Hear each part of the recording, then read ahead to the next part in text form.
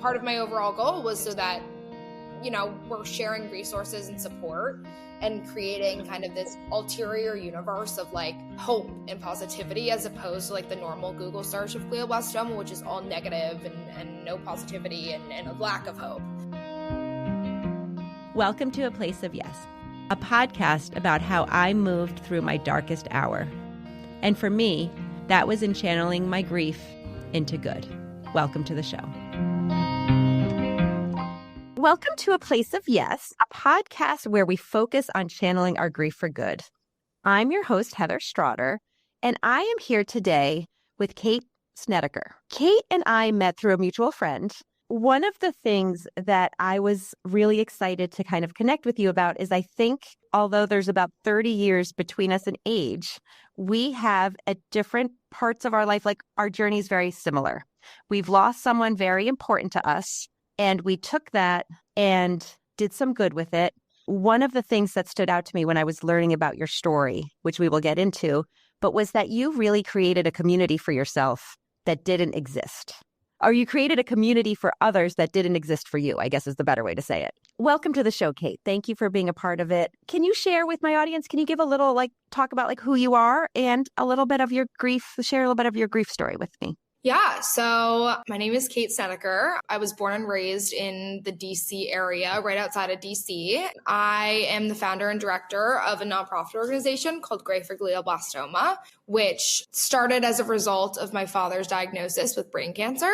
When he was diagnosed, I recognized this lack of awareness and lack of support and lack of funding as a result of those things out there for brain cancer and for glioblastoma, which is the type of brain cancer my father had as a whole. With time, I ended up deciding that I wanted to host an event. My background has always been in event planning, and I have always loved throwing events together ever since I was little. And so I planned to do an event. And from there, it just kind of became something that I wasn't expecting it to become.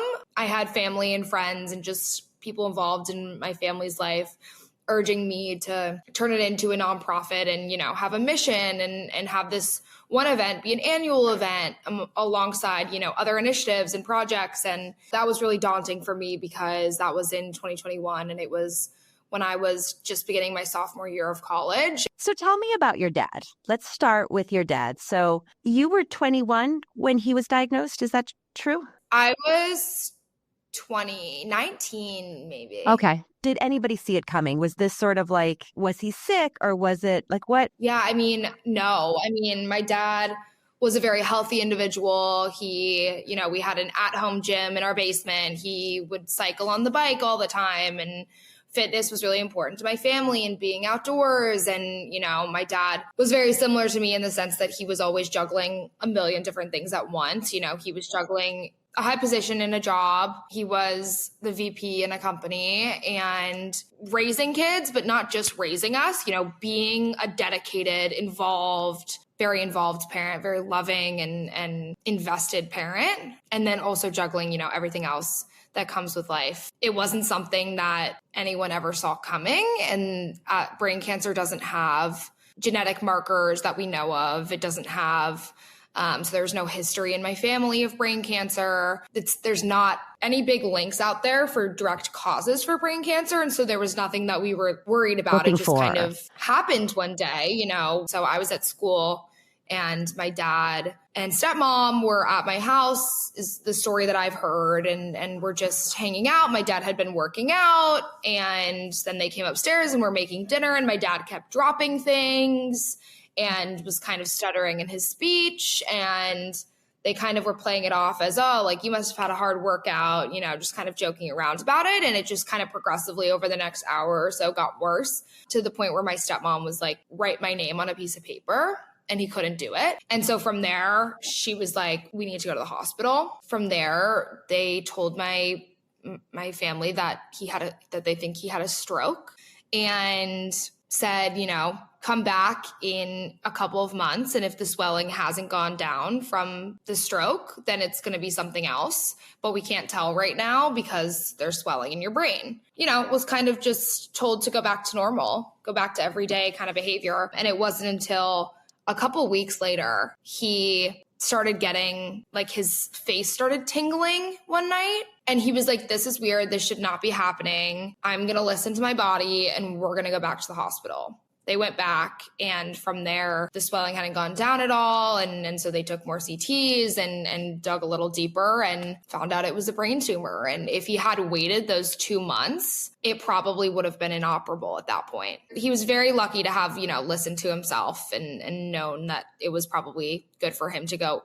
back to the hospital. And then from there, my family didn't let my sister and I know about his diagnosis until probably like 2 to 3 weeks later after he found out about his diagnosis, because they wanted to be prepared with a plan to move forward so that, we had a little bit of a buffer in terms of, what's going to happen next and, take a little bit of the fear factor away. Did you know about the initial incident, like that they thought was a stroke? Like, had they told you that? Yeah. So we knew that he went to the hospital for a stroke and that they put him on stroke medicine. Right after, I remember talking to him on the phone like a day after the stroke, and he was having a hard time like finding some of his words and having a little bit of aphasia, which is when you can't find the word you're trying to say, your brain doesn't connect with your like mouth, stuff like that. But beyond that, it wasn't anything. And they were saying, like that kind of stuff is expected after you have a stroke. I mean, you raised the point that has come up with a lot of our guests, and something that is very particular for me too, is where it's that piece where he like listened to his body, right? And where we talk a lot with our guests who have experiences, whether it's cancer or whether it's a rare disease or whatever it is, where sometimes you just know something is off or it's wrong. It's this whole thing, like we expect so much from doctors. And I can talk out of both sides where I want doctors to get it right? It's your family. It's do better. But the flip side is they're human. Thank goodness that he did listen to his body, right? And thank goodness that he went back. And unfortunately, the news wasn't great. But like you said, he went back and then they could make a plan. What was their plan? My stepmom has worked in like the medical fields for a really long time on the biotech side of things, in biomedical fields. And so she has a lot of connections just to, that field as a whole. And so she kind of started tapping into her connections and trying to figure out the plan and what the next step was.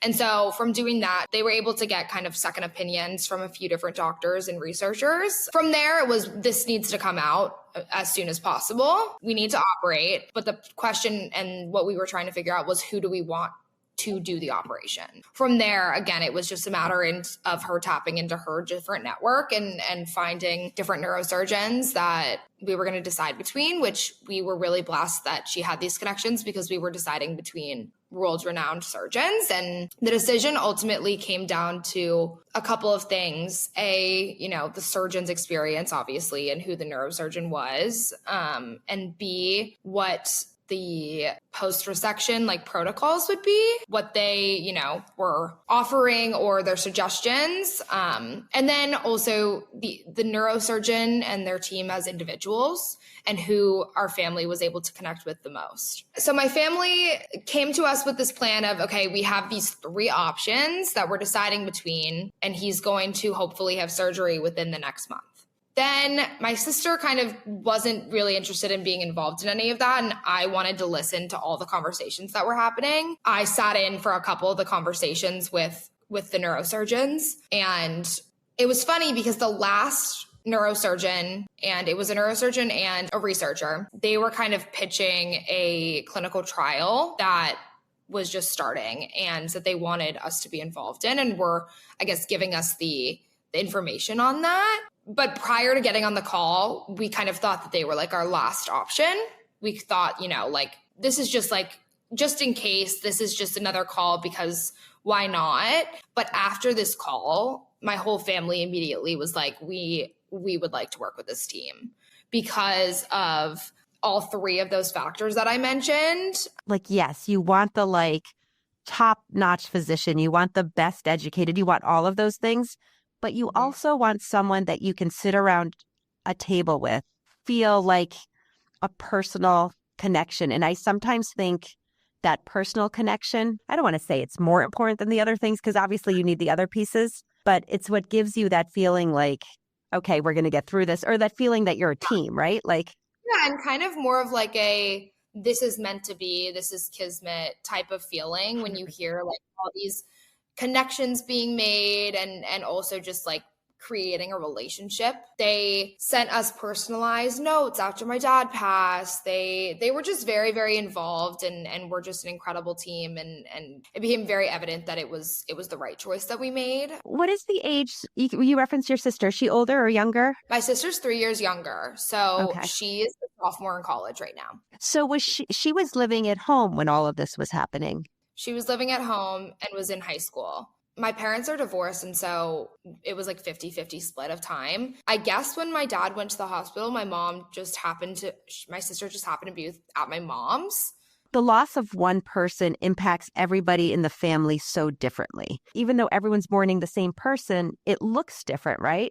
And I know when we had talked earlier, you got the diagnosis, you got the information, and you kind of, like you just said, you wanted to be in on the conversations and in on it. Now, your sister is even now less, I don't want to say involved because that I don't mean it judgmenty. I just mean like she has a different approach, right? A different approach. And I totally agree. Like no grief experience is the same grief experience, even though like my sister and I's grief experience is probably the closest just because we had the same relationship to my dad, or not the same relationship, but like we're both his children.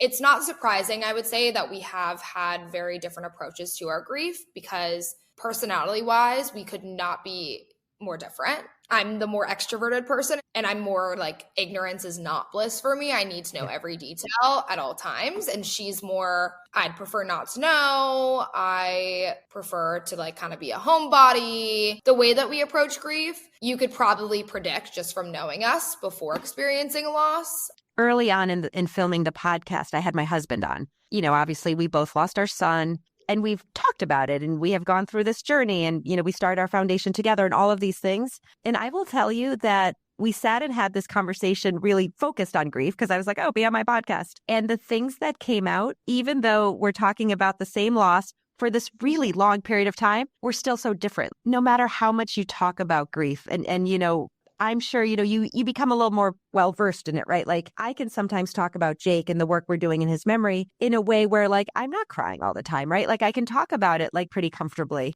but it doesn't mean it's not horrible or hard or any of those things. And I can tell even just from like talking with you, like you are very well-versed in talking about the work you're doing. And we're going to get into the nonprofit. You are comfortable talking about your dad, but it doesn't mean it doesn't still suck, right? Like you just miss your dad.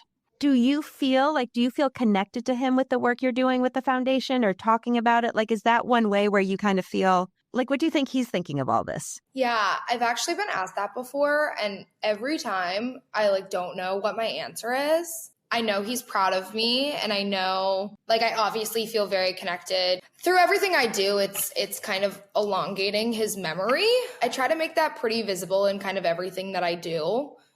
For the nonprofit, you know, making sure that people know like my why and why it's important to me. But thinking about like what he thinks about the nonprofit, I don't know. Like, I know that he's proud of me, but I think at the end of the day, like it's hard because I'm like the person that I want to be helping the most is you.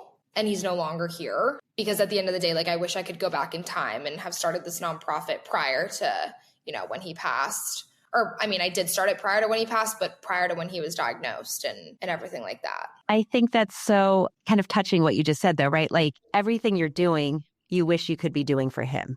And that's such a juxtaposition, right? Because you're making such a difference for other people when really at the end of the day, you just wish you could, instead of elongating his memory, like elongated him. And that's got to be sometimes, I don't want to say a struggle, but it's this, like, why? Like he is your why, but you wish it was different. So he was diagnosed, I think in May of 2021, and he passed in 2023? March of 2023. So okay, so under 2 years. The average life expectancy for glioblastoma is 14 to 16 months with, you know, treatment with tumor resection. Those are kind of the only things that are available out there for glioblastoma. He didn't live much longer past the average prognosis. It sounds like he tried everything, right? So he was fighting, like he was given the good fight.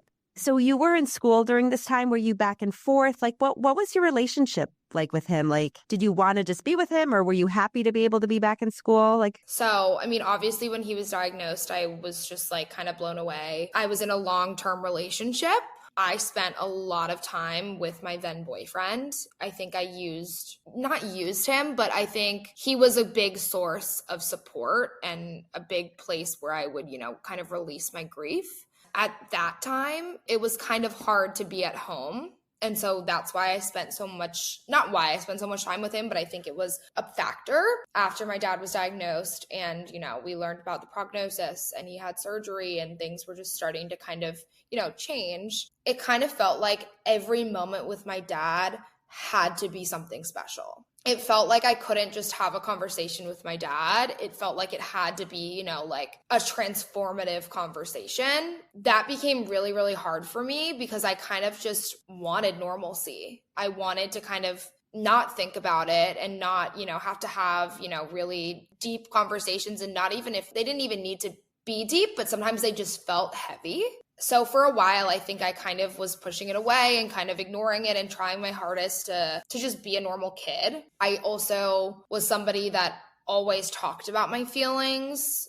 The way that I would feel better is by releasing information. So like if I was having a hard day, like I felt like I just needed to like share that and then it would make me feel better. I didn't really tell people. My very best friend knew, and a couple of my other friends knew. That summer, I really didn't do much, didn't see my friends much, didn't talk about it much, just spent a lot of time with, that core group of people that knew. I think you touched on something that is so huge, right? Like, it's like that feeling or that urgency that every minute has to be like the best minute ever, because it might be like, what are we not saying there, right? It could be the last minute. At that point, you're grieving what you think is going to happen, like the anticipation of the loss, but you're also grieving that relationship you had, right? Like you had talked earlier about being really close with your dad and doing stuff. And you probably just want to come home from college and hang out with your dad the way you would. But there's this piece of you that's like, oh, I can't. And that's hard. Yeah, there was definitely already some like anticipatory grief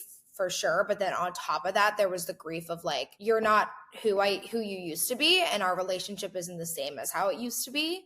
This is my first summer back from college. I'm supposed to be doing the normal things that every kid does, but instead, like I feel, that pressure of like this has to be important. And his love languages were definitely like words of affirmation and quality time. He also always wanted to spend time with me, but it was more so like, I want you home, I want to spend time with you, I want to sit in the living room with you at all times. That too just became really hard for me because I was, again, just trying to shelter it and live a normal life, pushing it away. That lasted all of that summer. And then when I went back to college, I was a sophomore, and I think that I went out, in college, you go out, every weekend, Thursday, Friday, Saturday. And I think I went out the first semester maybe twice. And the first time was like the weekends back at school. At that point, I was feeling like I don't want to have fun. I don't want to be surrounded by people that feel like this is the best weekend of their entire life and they have no complaints and are just like so happy and all the things. And I didn't want to have to lie about how my summer was or be at the bar and say, well, my summer wasn't good. During that period, it became like more of kind of like an anger at the world, and anger of like, I don't want to be around people that are happy. They shouldn't be happy. Of course they should be happy. And of course, like it could be the best night of their semester. But, like at this point, nothing was going to make me happy. And so after going out that one time and just feeling so frustrated with the world and feeling very like sad and just like not myself, I was like, well, I'm not doing that again. I'm going to stay in for the rest of the semester and do puzzles. And so like I became super into puzzles. Like I did puzzles like every weekend and would stay up. Like I would be up until my roommates got home, sitting in the living room, like doing a puzzle. And I'd be like, oh my gosh, it's 2:00 already. Like I've been staring at the puzzle all night. That lasted like the whole semester. And then the second semester of sophomore year, my sister came to visit me. And she kind of forced me out of my shell a little bit. From then on, I started going out more and doing things. And I guess at that point, more people knew about what was going on. but they didn't necessarily know what it was. I didn't know anything about brain cancer or glioblastoma before my dad was diagnosed. I don't really feel like telling everybody this is what it is and explaining everything, explaining that it's, it's a really difficult cancer and sharing all the statistics. I didn't feel like, putting that on people and having to share it with everyone. And so people didn't know about that my dad had brain cancer until I decided to host the event and launch the nonprofit. It's almost like you were going through, they talk about like the waves and the stages and all these things of grief. It's like you were doing some of this like before he even passed away, right? Like the whole anger at the world, all of that, like all of those things. And there's no one way in which we handle these things, right? So you got to kind of figure these things out. At that time, were you going back and forth and seeing your dad or? Yeah. So during that time period, when I was back at school, I was talking to my dad pretty much every morning and every night, calling him. I remember calling him like every day when I was walking to class, and then calling him at night and just chatting and catching up and talking about his day and what he's been up to and stuff like that. And at that point, my sophomore year, he was very much still like doing well. Like he was still like working out and stuff like that for the first half, I guess, for that first semester. And then my second semester had his second brain surgery. So I went for his first brain surgery. It was in Boston. I went for that surgery, and then I went for his second surgery. And the first surgery ended up working out like really great. Afterwards, he was very talkative and smiling and, just very like happy that it was done with. After the second surgery, I think like things just became a little more real because he was in a ton of pain. That was really hard for me to leave him after that one, but I went back to school. We still talked like every day. It was just a little bit harder. That summer, I actually did a program where I worked abroad in Paris. And so my last like big family trip was actually in the south of France, and that was really, really hard for me. Saying goodbye to him, I knew that it wasn't like a plane ride away from home. It was more of like, I couldn't be home in like 3 hours. And so that was really, really hard for me. I had so many nights that I would just like cry myself to sleep and constantly be worried about my dad and thinking about him. And so I was really, really happy when I got back from Paris and got to spend time with him.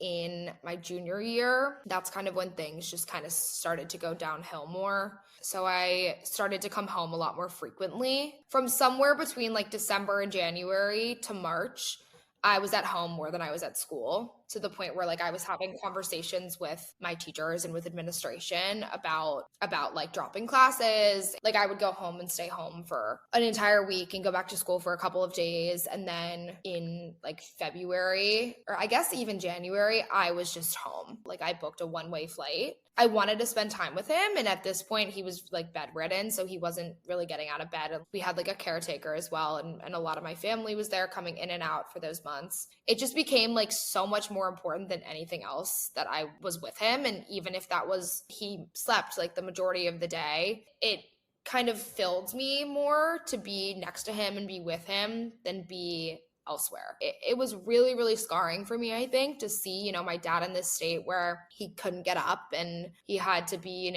like hand bathed and was screaming in pain. And at this point, he was like not doing, obviously, any treatments anymore. And I know like for my sister, that was something she did not want to do. She wanted, her memories of my dad to be not that. She saw him last in like December, January, and she didn't want to come back because it was going to be too hard for her. And I mean, she was a lot younger than me. And so at that point, it kind of made sense. She gives herself a hard time about that now that she wasn't there during those moments. But I think, again, like everyone goes through grief differently. And it's, some things like I'm ignorance is not bliss. Like, are you grateful now that you had that time with him?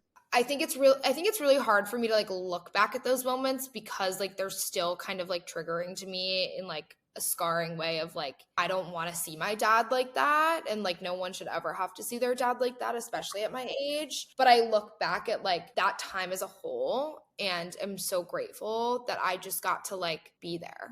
Was there anything that you wish like you had said to him, or did you kind of have your moments with him or? No, I think that like everything that I wanted to say, like I said to him. I look back at my grief journey and I don't wish that I had done anything differently because I know myself so well. And I know that like if I had forced myself, you know, that first period to be home with him all the time, then I would have been in a worse state. So no, I wish that I had more time. I wish that, you know, my dad were still alive now because I'm still learning and I'm still growing and I'm still like, oh my God, like my taxes are due. He normally did that for me. Or like I just moved into a new apartment. How do I mount a TV? Like there are so many things that like I think that's one of the hardest things about grief right now for me is that like I grieve him the most when I'm not expecting it because it's stuff that applying to jobs, like he would normally be, you know, like that person that was looking over my resume and making sure that like everything was fine tuned and would help me like make connections and network with, you know, people in his, you know, worlds in life. And with stuff like that, it's just like, I wish that he was here to be that person for me and here to help me and, you know, be that father figure and teach me and all that kind of stuff. I was thinking of this when you were saying it. It's, you know, yes, it's that you always wish there was more time. Like that's just kind of goes without saying. But also sometimes you brace yourself for the moments when you think you're going to miss him, right? Like whether it's Christmas and there was a tradition or his birthday or I don't know, like just big times. I find the hardest things are those small times, right? Your brain can almost trick you sometimes and you want to be like, hey, dad. And then you're like, oh, shit. Like those are the moments that really can trip you up because you brace yourself for what you think are the big ones. I know one time, like my stepmom was like, I started crying in the toilet paper aisle because we would always go grocery shopping together. And like, he would always want to buy like the cheaper toilet paper. And I would always want to buy like the thick toilet paper. And like, we would always joke about it. And like, it hits you at very unexpected times. And like, I agree that it always like feels worse and more heavy at times that I wasn't expecting it. And like stupid little things that I'm like, I'm drilling into the wall and it's wood, not, you know, or it's like steel, not wood. Like, what am I doing wrong? And at that point, I'm like, oh my God, like I don't have a dad. He's not here. I hate this. Versus, you know, like my birthday where it's like, I know that he's not going to be able to wish me a happy birthday. It's the worst because you don't know when they're coming, right? Like on the day that Jake died, which is December 8th, like week ahead of time, I have friends trying to reach out like, hey, do you need anything? You're good. Are you, you know, like I have for like 3 weeks in December, I have like a village that supports Brian and I. And it's like, it's amazing. But it's the other moments. It's the ones you don't see it. And exactly like I can almost picture you, right? Like you're putting a nail in the wall and you're like, all of a sudden then you become hysterical. Like I have those moments where I'm like crying like a lunatic over the littlest thing. Well, I want to pivot a little bit and talk about Gray for glioblastoma. So you started this upon your dad's diagnosis. And my first question though is, what does the name, like what's behind the name? Yeah. So glioblastoma is obviously the name of the cancer type. I wanted glioblastoma to be in the name so that people could find it. Part of my overall goal was so that, you know, we're sharing resources and support and creating kind of this ulterior universe of like hope and positivity as opposed to like the normal Google search of glioblastoma, which is all negative and no positivity and a lack of hope. People asked if I wanted to like have my dad's name in it or my own name in it. And I also knew that I didn't want to do that because it's not an organization just for my dad. Making my dad's name in it would kind of cloud my own experience with the cancer type. I wanted to focus, you know, primarily on the cause. Obviously, my dad is a huge part of the nonprofit anyways, just wasn't in the name. So we had started to plan like this event, this gala event, and I made an Instagram called the Iron Man Gala. I wanted to call it the Iron Man Gala because my dad's favorite superhero was Iron Man. My dad was always my superhero. One of the things that we launched through the page to raise awareness was kind of a spin-off of on Wednesdays we wear pink from Mean Girls.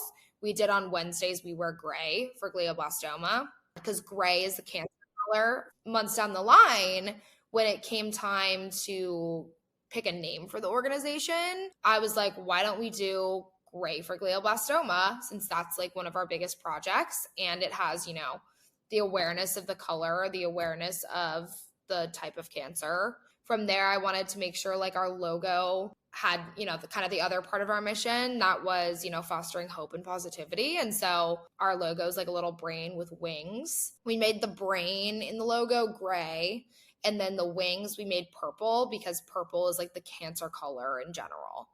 One of the sort of ways you're making a difference, right, is just even having it in the title. And correct me if I get this wrong, but as I was kind of reading about you and sort of all of these things, immediately your dad got sick, has this brain cancer. You Google it and there's like nothing but sort of negative stats. Like there's really nothing to help you dig in and research. Like you guys get behind research. And when I Googled it, it really was like, is glioblastoma always fatal? Can anyone survive longer than a month with glioblastoma? Why is glioblastoma known as the deadliest cancer? It was like my family had just told us about my dad, and they told us that, it's like a bad cancer to have. And I Google it and it's like, your dad's going to die. And I was like, that is not helpful. That's not what I came to Google for. I went to Instagram and I was like, maybe there's a community that I can lean into. I find nothing. I find no verified accounts. What do I Google to find what I'm looking for? And so that was another like kind of just barrier that I faced, that I was like, why can't I find the right resources? The roundabout answer to that question is yes, we provide a lot of resources as well, because I felt like everything should be in one place, and that there should be, information, there should be research, there should be ways to donate, there should be merchandise that you can buy and support. There should be support and hope and a community and the ability to chat with other people or attend events where people are, experiencing the same thing, and even just meeting people that are experiencing the same thing. And then also providing resources of like, what is glioblastoma? There's all these cancer words that are used in a glioblastoma diagnosis. That what does it mean to have a methylated versus unmethylated tumor? And so all that kind of stuff, and also providing like financial resources, emotional resources. How do I find a clinical trial? A lot of those things that make it harder to understand a diagnosis, my family actually had access to. We had, my stepmom worked in an industry where she like reviewed clinical trials to make sure that all of the elements were included to be submitted to, the FDA. And so she was aware of that kind of stuff. And we had the financial resources. And so that, again, that's just another barrier of like, I can't imagine having to find those resources as well and not having access to them. And I felt like everything should be in one place. And so we created it. I love that. I mean, I absolutely, there's so much about the things you said that, resonate for me, because it's a lot of why we started what we started, because of your own personal life and my own personal life. Like we handled what was thrown our way the best we could, and we had resources to do it. How hands-on are you like today I know you're the founder, and are you the president? Yeah. I mean, it's kind of a one-man show. I have an assistant that I hired about a year and a half ago, because we were growing very rapidly and pile up, and I wanted to still be able to focus on like the fun stuff and the stuff that I enjoyed, and the ability to grow the nonprofit and still be able to like kind of be the face of the nonprofit. And be able to do all of that while also, going to school and take care of my dad and balancing like all the other things in my life. Yeah, I'm still, at that point where I am doing it as often as I can, while also juggling, a million other things. Have you had any like real connections where you have been that person for someone? Like, we probably get like an Instagram DM like at least 2 times a week that are like, I'm so grateful for this account. Like it's become like a saving grace for me and my family. Like I look up to you, like I was looking for a space of community and you found it. Thank you so much for providing it. And just like all of that sort of stuff that like becomes kind of like very much like imposter syndrome to me, because I'm kind of like, don't thank me. Like it's no big deal. Like it definitely like keeps me like motivated to continue doing the nonprofit, try to kind of be everywhere at once. Like I wish we could be everywhere at once. People are always like, you have to come to this state and this state and this city and this city. And like, it's so hard because like I'm a one-man show and like, it's not my full-time job. But I've also like through the nonprofit become close friends with a lot of people that, I met through their experience. Having those relationships and being able to curate those relationships for other people has been great too. And the other thing is I have, there's 2 girls that I know through the nonprofit that I've become close with, and they told me that they've become close. And I was like, oh my gosh, how did that happen? But it's like, obviously that happens. They're around the same age. Both of them had a parent pass from glioblastoma. It was just funny. They were like, hey, me and her were talking about this. We should all do it together. And it was like an event that we ended up doing. It was like a Pilates class in Dallas that we ended up hosting because the two of them were talking about it together and both came to me individually. It's just good to know that like people are, able to take the resources that we provide and kind of do their own thing with it, whether it's, making friendships outside of the nonprofit. I love that. And it's so impressive what you have accomplished and how you are using, totally being corny, but how you're using your grief and your experiences to really make a difference and to turn it around. I'm really grateful that you were willing to come on the show and share your story and talk about your dad. I don't know if you've listened to A Place of Yes before, but we do this thing at the end where it's called Ask Heather Anything. This is the portion of the show where you can ask me anything. I guess maybe like what are the pieces of advice that you've received throughout your grief journey that you kind of look back at on, a daily, monthly, weekly basis the most frequently or kind of have incorporated into your life? That's a really good question. So it's interesting, like in the beginning, and and Jake's been gone a long time. He, almost 14 years next month. And in the beginning, 14 years ago, the world was pretty different, right? Like we didn't talk about grief as much and people didn't want to hear it as much. And I always wanted to talk about it. So for a long time, I was kind of stuck in trying to make other people comfortable or other people make them feel okay. And I cared more about that than what I needed to kind of get through. And I think that somewhere along the line, I connected with someone and talked with someone, and it was really just acknowledging that, yeah, grief sucks. Loss sucks. Losing someone really close to you sucks.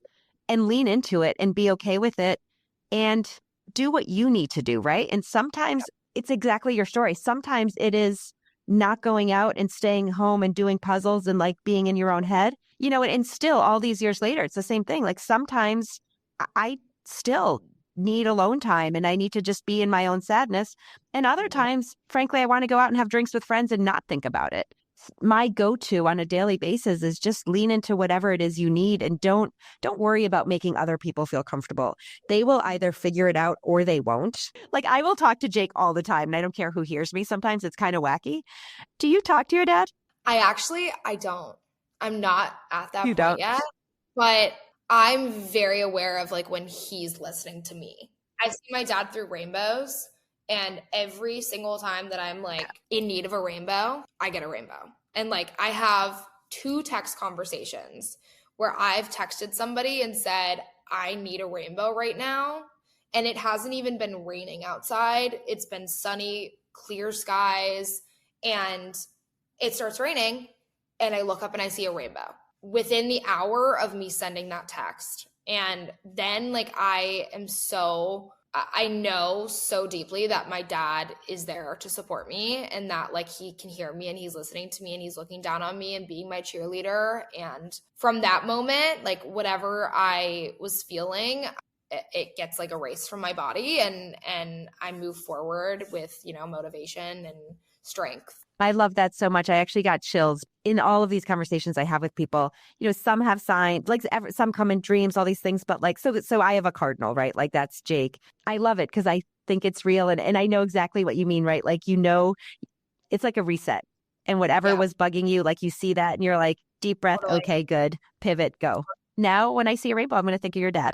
When people say to me, like, I saw a rainbow today and I thought of your dad, or like people will send me pictures of rainbows that they see and say like your dad. And I think that's one of the things too that like is so easy. Like people are taking pictures of a rainbow anyway. And it's so easy just to send it to me and be like, your dad's here. And like how much that means to me and like my journey of loss and how much it means that like somebody is thinking about my dad when they see a rainbow, even if they didn't think about him when they saw it and they snap a picture and they're like, oh, Kate's dad, and send it to me. My dad and I are in your thoughts. And like, I can't express how much it means when, like I get those things from people. And I do from a lot of people that, are deeply involved in my life and those that aren't necessarily that deeply involved. And it's a really beautiful way to like keep furthering my dad's memory, I think. I mean, I think it's beautiful. I absolutely. And I know, I 100% know the impact that is. Well, Kate, thank you so much for being on the show. I really appreciate it.